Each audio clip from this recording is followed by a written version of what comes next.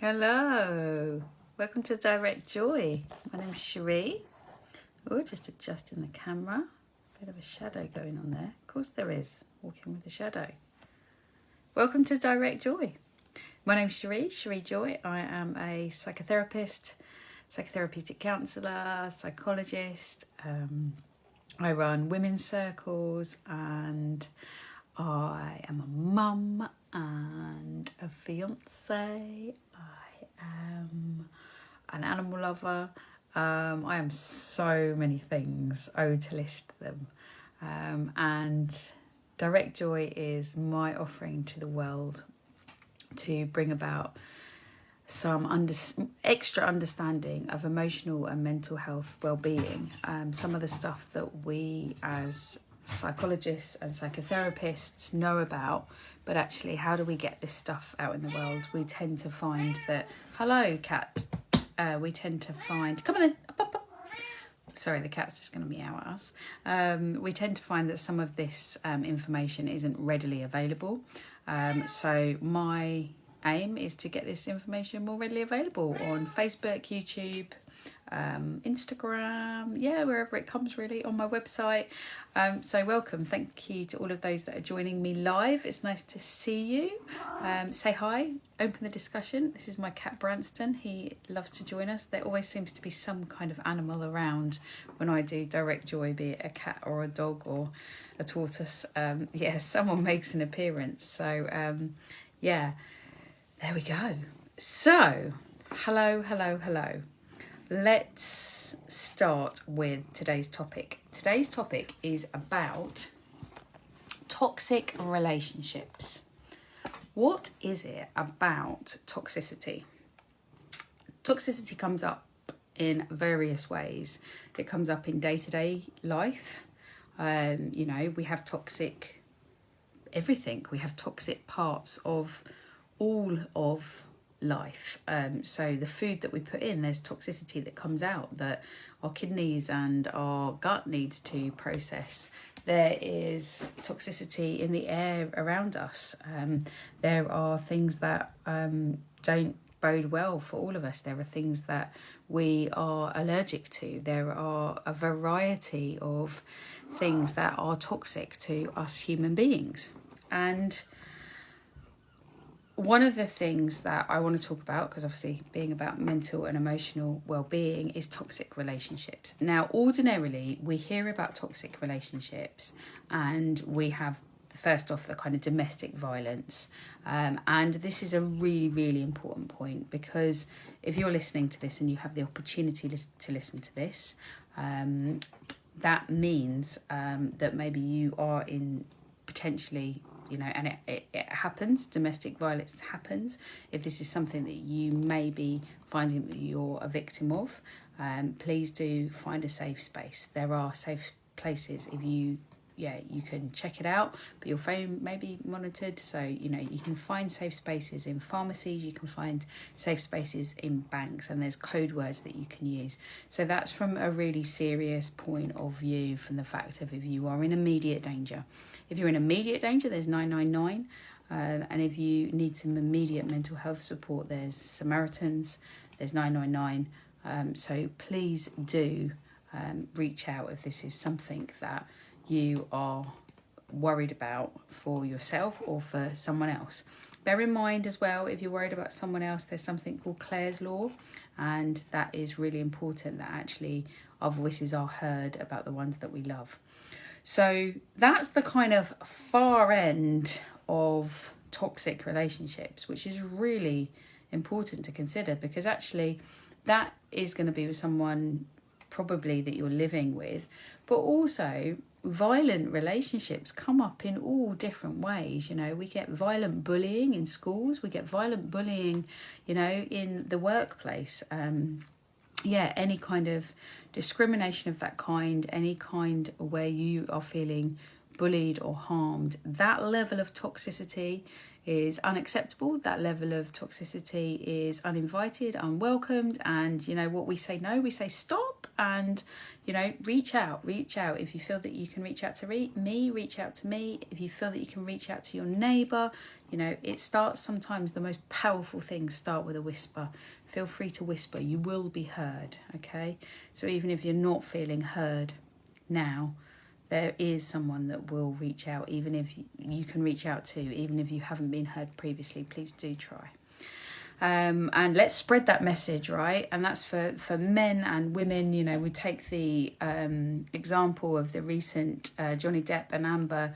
I don't know if you followed it closely, but that sense of actually the message that I received from this was actually, this is about anyone. This is about humankind and mankind. And this is about actually saying, you know, this is unacceptable, whoever you are. It's not just something that affects women. It doesn't affect us dependent on socio-cultural, financial status, any of that, okay? This is about being human, and this is about helping out in community. So yeah, let's look out for these things. Let's act on these things, and let's also do it sensibly and gently and with thought. So yeah, let's say no and stop to those kind of things. So other toxic relationships, other toxicities that might be going on, and this can be in families, this can be in playgrounds, boardrooms, workplaces, around the water cooler, it can be in friendships, any kind, any way of relating, you will find sometimes that there's toxicity. And this is really sad.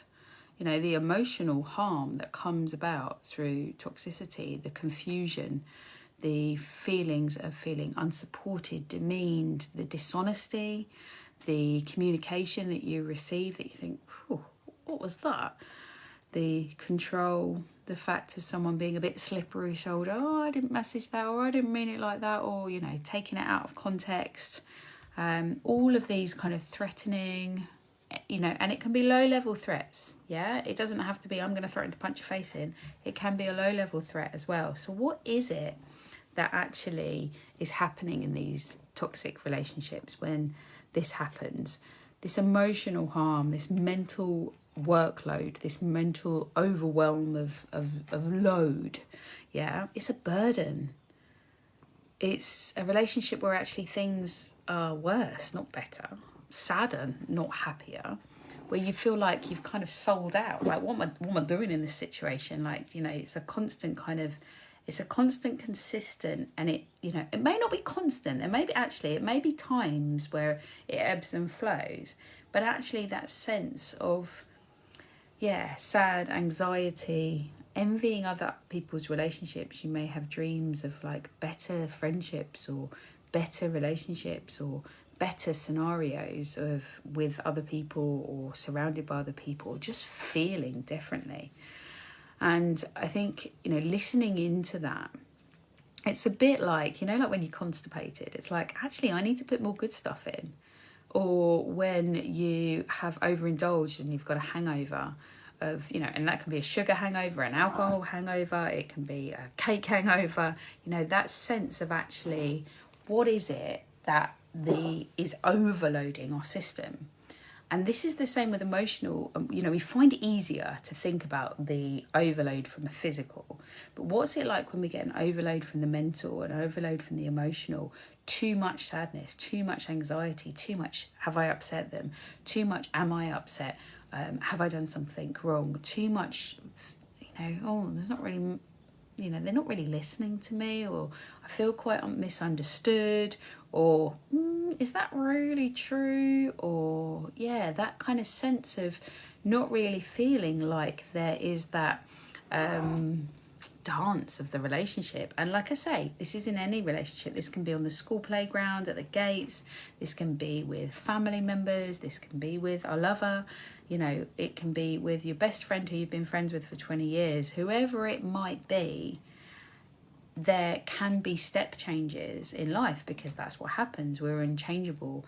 And so what is it that's going on with that? Because what you also may find, these are other indicators. So at the moment I'm just kind of going through the indicators, and some of this might be triggering for you. Some of it might be highlighting kind of, eek, yeah, there's that particular person, or there's that particular relationship, or there's that particular pattern in my family, your family, your biological family, or your family that you now have, grown yourself and created yourself. It can be at all phases of our lives. And that shifts our own perspective of who we are. It shifts our own feelings. And we can find ourselves projecting out. So we can find ourselves crabby, we can find ourselves angry, we can find ourselves anxious, and we can find ourselves, that affects then our mothering, it affects our work, our fathering.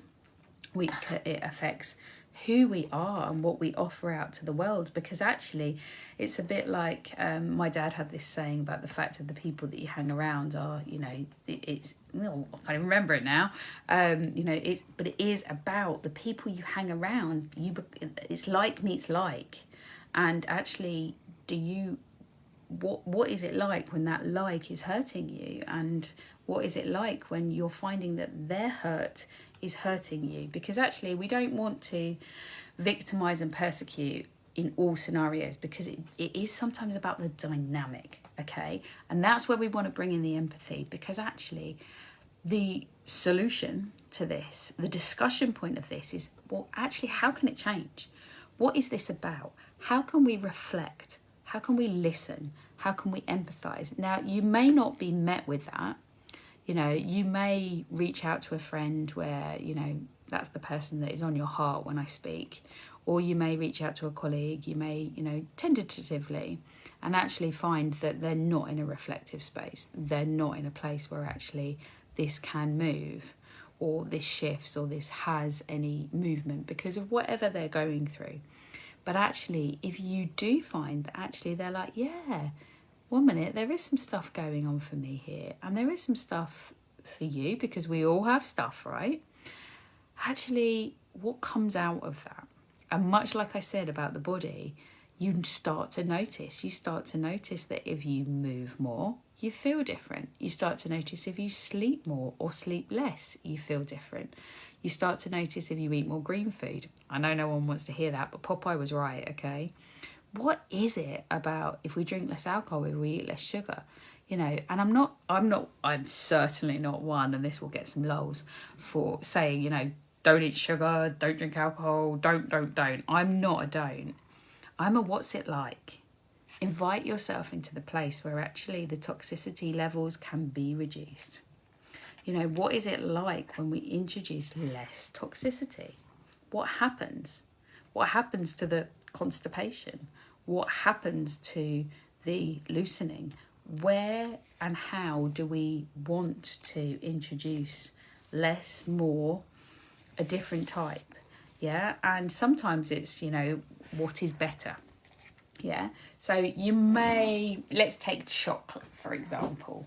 You may really love chocolate and be eating a slab of chocolate a day, right? Dairy milk, whatever it might be.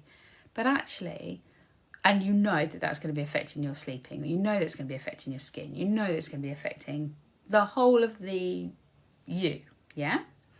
Because it's daily, yeah? And actually, do we want to be having it daily? So what would it be like to reduce that? Or what would it be like to stop in certain ways, okay? Now, you may be like, no way. But actually, there will be an impact if you do reduce, just like there'd be an impact if you increase. And you get a choice in that. It's the same with friendships. It's the same with relationships. It's the same with family dynamics. What would it be like to step out? What would it be like to step in more? What would it be like to move to the side?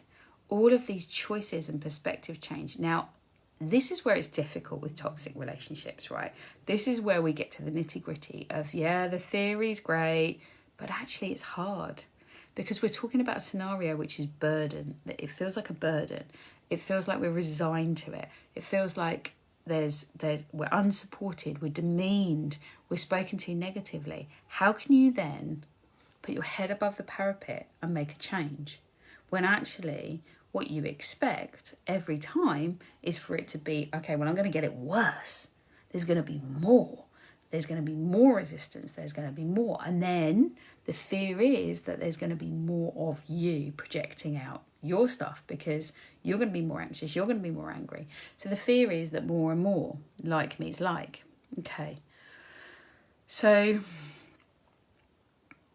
We have a thing that I do with the kids, okay, which I found out through, I think it might have been Animatha a long time ago, but I'll check that if a different memory comes back to me. Let's assign it to her for now. It may just be a Cherie Joy thing. But we have this thing, right, where if the children are scared, like scared of a dog or scared of thunder or scared of something or, you know, scared of going into school or anything, yeah, and it's something that I've started doing with adults too, okay, how fast is my heart beating? Am I scared? What is going on for me? What happens when I connecting with my heart in that moment and say, what's really going on? What's it like to think about that with regards to the toxicity? Because we do it, right? We do it with our skin. Our skin shows up what's toxic. We do it with our constitution. That shows up what's toxic. We do it with our anxiety. We do it with our anger. We do it with our bank balance. We do it with a particular friend who calls you out all the time and says, Cherie. We do it all the time. We check in. We enable ourselves. We make ourselves vulnerable to that, right? We have to. Well, we want to. So what's it like to check in with our heartbeat? What's actually happening with that toxicity? Head to toe. But what's our heart saying? Our heart that pumps all of the oxygen around. Where's the fear? What am I fearing? What am I saying? I'm not sure what's welcome. I'm not sure how I can maintain my consistent peace, my consistent joy in relation to this other person. Check in and practice it, practice it around. It's interesting that the cat's here today because cats, one of the most therapeutic thing about cats is that you stroke them and it reduces your heart rate, which reduces your blood pressure. Okay, that's how the most therapeutic thing about cats is because they want to be stroked all the time, especially him. Okay, so it's lowering my heart rate, it's lowering my blood pressure, it's creating a calm. Whereas if I'm fighting or talking or the doorbell's ringing and the kids need feeding and and there's work and this and that and this and that, my heart's going to be going blah, blah, blah, blah, blah, which is better for me. Which is the one creating a sweat, not when I want it, not for productive exercise, not for cardiovascular, but what's the one that's sending me into a tears? And actually just noticing then what's toxic, noticing, giving you that vibe will give you a lot of cues as to where you're at and what you're doing. The text message that comes in, the doorbell that rings, the person you're writing a birthday card and you think, oh, am I writing this birthday card to them? We're not even connected, And then the people that you meet that have got you. 100% they have your back. The loyalty is there. The support is there. The complete opposite to what we've been saying about burden. It's worse. I feel sold out. The sadness, the anxious, the envious in other relationships. What's it like then to think about that person that's got you? That you can just go, that breath. That space, that time, that difference. The creative sense of saying, hey, I'm in a muddle. The choices, the safety to be who you are, the safety to make those choices. Now, this isn't always easy, right? Because like I say, consistent peace and joy, yeah, it's kind of are we talking about fairies and unicorns here? Yeah, maybe. Because that isn't the way the world works, Road rage, debt, tiffs, this, that, the other. These things happen, work. The load can be large. But actually, when toxic relationships come in, what are we choosing to do with them? Just like what are we choosing to do with the overload of foods that we know don't serve us? What do we choose to do? Do we choose to go more in? Or do we choose to step back and find the space and the time? a lot of the places that you can contact if you're feeling a victim are called, I'll put these in the notes, in the comments, are like refuge. What's it like to find refuge for you? If you're experiencing a toxic relationship of any kind, refuge is the best thing that you can do to soothe, to find yourself. Okay, where do I want to be? What do I want to do? Where is my refuge? And that can be creative time. That can be just literally staring at the clouds time. But just finding space and time to be and to reflect. If you are in a toxic relationship of any kind, that is really the kind of the key. It's listening, empathizing, and wanting the best for the other person. And if that feels out of sync, that's, you know, a kind of indication really that if you don't feel you want the best for them, or you don't feel they want the best for you, tuning into that, knowing that is key. There's a song by Lauv, L-A-U-V, and it says, I like me better when I'm with you. What is it about the fact of a relationship where I can be the best version of me when I'm around you? And I don't know about you, but that's certainly my aim, is to be surrounded by community where we find that I'm the best version of me when I'm around those people. And is that fairies and unicorns? No, I don't think it is. I think that is the feeling of fairies and unicorns once that lands, and once we have the opportunity for that. But we have to go to a place of refuge. We have to go to a place of safety to be able to really, truly look after ourselves. And sometimes that's going to be the bathroom, where we just go and take ourselves off for a bath. Sometimes that's going to be the garden. Sometimes that's going to be Boots or TSB or Halifax or your local pharmacy, where you can say, I really need a safe space. And whatever level that's in for you, whether it is action needed immediately, or whether it is, oh, I need to notice my heartbeat in this one. I need to know where the fears are. I need to know what's going on. Or I need to notice my anxiety and my emotions and my burden and my dreams.